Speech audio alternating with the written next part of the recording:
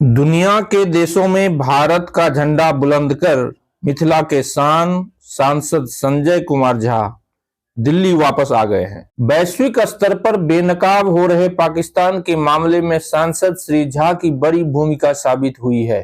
दिल्ली पहुंचते ही उनका स्वागत किया गया है। नई दिल्ली एयरपोर्ट पहुंचने पर बिहार सरकार के मंत्री मदन सहनी और झंझारपुर के सांसद रामप्रीत मंडल ने इस प्रतिनिधिमंडल का स्वागत किया। पहलगांव घटना के बाद पाकिस्तान के खिलाफ भारत के कार्रवाई और आतंकवाद के खिलाफ भारत की नई पॉलिसी को दुनिया के देशों में बताने गए सांसद श्री झा ने कितनी सफलता पाई, दुनिया के देशों ने इस घटना को किस प्रकार लिया, कितना जटिल था यह दौरा, इस लिंक में जानने की कोशिश करेंगे। तब तक सत्य संघर्ष चैनल को सब्सक्राइब कर लेने का आग्रह हम करते रहेंगे ताकि हम मिलते रहें बार बार। नमस्कार, मैं हूं मलय सत्य संघर्ष के साथ। जदयू के कार्यकारी अध्यक्ष और राज्यसभा सांसद संजय कुमार झा अपने 10 सदस्यीय सर्वदलीय प्रतिनिधिमंडल के साथ भारत वापस लौट आए हैं। उनके दल ने न सिर्फ जापान, सिंगापुर, कोरिया को आतंकवाद के खिलाफ भारत के नए रुख को समझाने में सफलता पाई, बल्कि ऑर्गेनाइजेशन ऑफ मुस्लिम कंट्री के 2 देश जिसमें 87% मुस्लिम पॉपुलेशन वाले इंडोनेशिया और 65% मुस्लिम जनसंख्या वाले पाकिस्तान के जिगरी दोस्त मलेशिया को भी भारत के नए रुख को स्पष्ट करने में उन्होंने सफलता पाई है। उनकी लिस्ट में मलेशिया वो देश था जहां पाकिस्तान नहीं चाहता था कि प्रतिनिधिमंडल वहां जा सके। मलेशिया प्रतिनिधिमंडल के साथ बहुत सपोर्टिव भी नहीं था।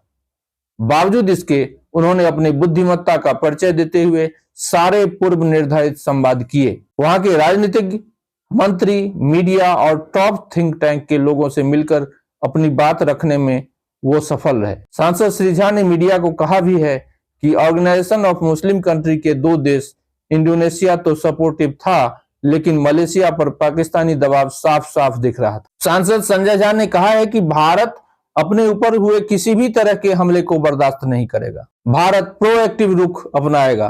हम आतंकवाद और वार्ता दोनों साथ साथ नहीं करेंगे। जब भी वार्ता करेंगे तो सिर्फ आतंकवाद और पाक अधिकृत कश्मीर पर करेंगे। दूसरा कि खून और पानी साथ साथ नहीं बहेगा, यानी जब तक पाकिस्तान आतंकवाद को पालता रहेगा उसका पानी बंद रहेगा। भारत ही ऐसा देश है जो अपनी नदी का 80% पानी पाकिस्तान को देता रहा है। कोई भी देश ऐसा नहीं करता।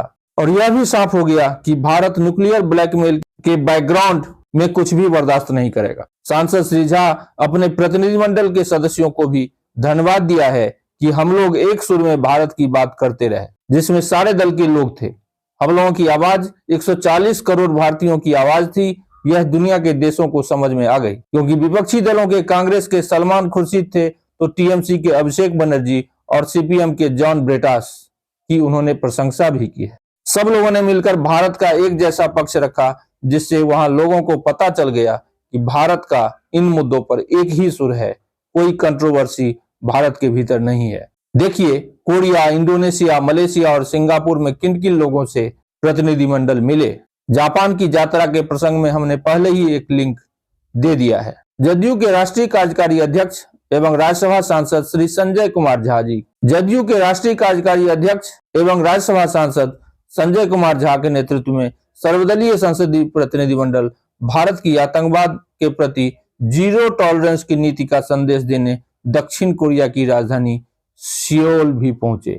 सांसद श्री झा के नेतृत्व में सर्वदलीय प्रतिनिधिमंडल ने दक्षिण कोरिया में भारत के राजदूत अमित कुमार के द्वारा दी ब्रीफिंग के साथ ऑपरेशन सिंदूर पर अपने कार्यक्रम की शुरुआत की। एमपी संजय झा के नेतृत्व में प्रतिनिधिमंडल ने दक्षिण कोरिया की राजधानी सियोल में प्रवासी भारतीय समूह से मुलाकात की। इस मौके पर प्रतिनिधिमंडल ने आतंकवाद पर भारत की जीरो टॉलरेंस पॉलिसी और वैश्विक शांति के लिए प्रतिबद्धता का संदेश दिया। दल ने सियोल में प्रमुख कोरियाई गणमान्य व्यक्तियों के साथ मुलाकात की। इस मौके पर प्रतिनिधिमंडल ने पाकिस्तान प्रायोजित आतंकवाद को लेकर चर्चा की। इस पर कोरियाई पक्ष ने भारत के प्रति मजबूत समर्थन जताया। पाकिस्तान परस्त आतंकवाद के मुद्दे पर सियोल में सर्वदलीय संसदीय प्रतिनिधिमंडल की उच्च स्तरीय बैठक हुई। प्रतिनिधिमंडल सियोल में विदेश मंत्रालय के वरिष्ठ अधिकारियों, नेशनल असेंबली के सांसदों, प्रमुख थिंक टैंक और मीडिया प्रतिनिधियों से भी के साथ भी बैठक की। दल ने कोरिया भारत संसदीय फ्रेंडशिप ग्रुप के अध्यक्ष यून हो जुंग से मुलाकात की। इस दौरान सर्वदलीय प्रतिनिधिमंडल ने आतंकवाद के खिलाफ भारत की जीरो टॉलरेंस पॉलिसी और ऑपरेशन सिंदूर के बारे में जानकारी दी। जबकि राज्यसभा सांसद श्री संजय कुमार झा के नेतृत्व में सर्वदलीय संसदीय प्रतिनिधिमंडल ने दक्षिण कोरिया में अग्रणी थिंक टैंकों, प्रमुख रणनीतिक एवं कॉरपोरेट नीति समूहों तथा इंडिया स्टडीज सेंटर के वरिष्ठ प्रतिनिधियों के साथ भी बातचीत की। श्री झा के नेतृत्व में सर्वदलीय संसदीय प्रतिनिधिमंडल ने दक्षिण कोरिया में प्रथम उप विदेश मंत्री और राष्ट्रीय असेंबली की राष्ट्रीय रक्षा समिति के अध्यक्ष से भी मुलाकात की। इस दौरान सबको पहलगाम में हुए जघन्य आतंकवादी हमले, भारत द्वारा दी गई संतुलित प्रतिक्रिया के बारे में जानकारी दी। अगले चरण में राज्यसभा सांसद संजय कुमार झा के नेतृत्व में सिंगापुर पहुंचा सर्वदलीय प्रतिनिधिमंडल। भारतीय सर्वदलीय संसदीय प्रतिनिधिमंडल ने सिंगापुर में सरकार के वरिष्ठ प्रतिनिधियों और शिक्षा, मीडिया एवं व्यापार जगत की प्रतिष्ठित हस्तियों से मुलाकात की। इस दौरान प्रतिनिधिमंडल ने भारत द्वारा आतंकवाद से निपटने और ऑपरेशन सिंदूर के प्रसंग में लोगों को अवगत कराया।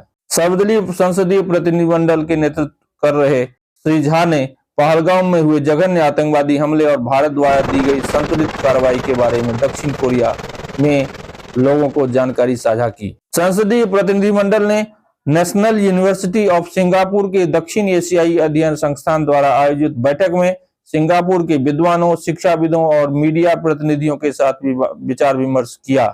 इस दौरान पाकिस्तान द्वारा सीमा पार आतंकवाद, ऑपरेशन सिंदूर और वैश्विक शांति के मुद्दे पर विस्तृत चर्चा हुई। भारतीय प्रतिनिधिमंडल ने सिंगापुर में पाकिस्तान के आतंकवाद के प्रति प्रेम को बेनकाब किया। दल ने आतंकवाद के किसी भी घटना का मुंहतोड़ जवाब दिए जाने की बातें की।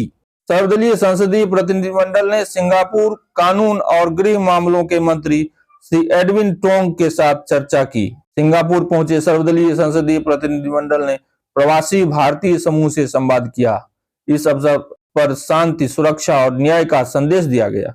अपने आतंकवाद विरोधी मिशन पर निकले सर्वदलीय संसदीय प्रतिनिधिमंडल सिंगापुर से इंडोनेशिया के लिए रवाना हुआ। सांसद श्री संजय झा के नेतृत्व में इंडोनेशिया पहुंचा सर्वदलीय संसदीय प्रतिनिधिमंडल, जहां इंडोनेशिया भारत संसदीय मैत्री समूह के अध्यक्ष से मुलाकात की। इस दौरान आतंकवाद के खिलाफ भारत की प्रतिबद्धता और जीरो टॉलरेंस पॉलिसी पर भी चर्चा हुई।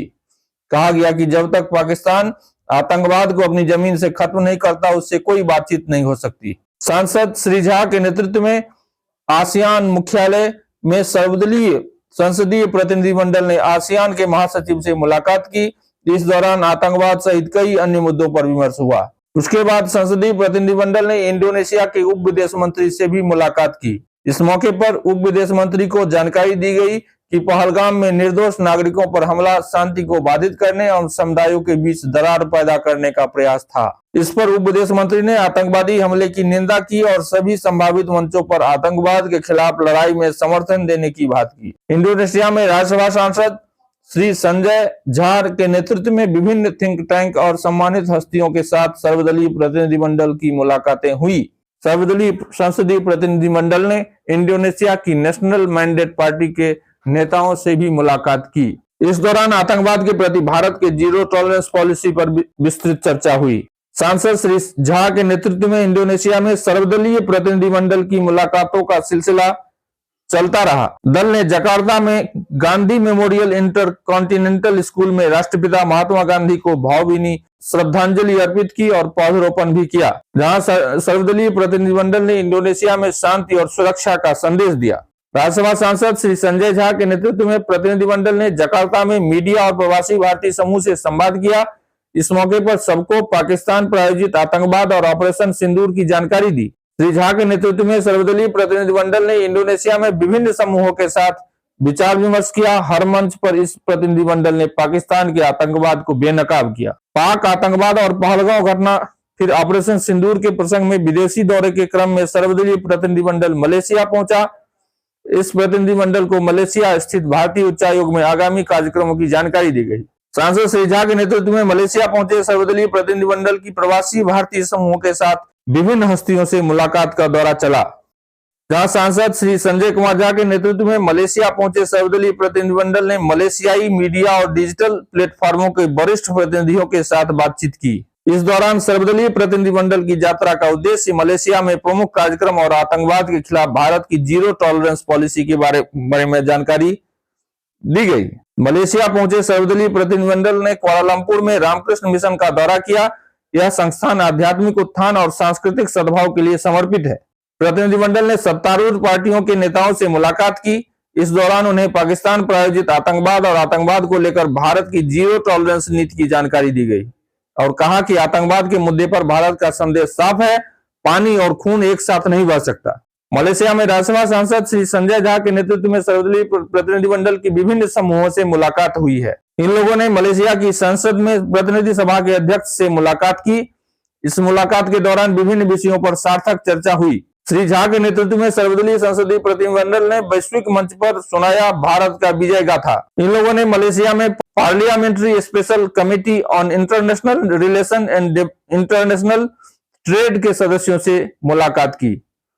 इस दौरान जम्मू कश्मीर के पहलगांव में हुए जघन्य आतंकवादी हमले और आतंकवाद के प्रति जीरो टॉलरेंस पॉलिसी को लेकर जानकारी दी गई। दल ने कुआलालंपुर में south east Asia regional centre for counter terrorism के प्रतिनिधियों के साथ सार्थक मुलाकात की। राज्यसभा सांसद श्री संजय कुमार झा के नेतृत्व में सर्वदलीय प्रतिनिधिमंडल आतंकवाद के मुद्दे पर पाकिस्तान की पोल खोलकर भारत लौट आया है। सांसद श्री झा ने कहा है कि सभी देशों ने आतंकवाद के मुद्दे पर भारत का साथ दिया है। वे अपनी यात्रा से संतुष्ट हैं। पाक को बेनकाब करने में हमने सफलता पाई है। हमने संजय झा के नेतृत्व में गए प्रतिनिधि मंडलों का अधिकांश कार्यक्रमों की जानकारी साझा की है। इस तरह की खबरों के लिए बने रहिए सत्य संघर्ष के साथ।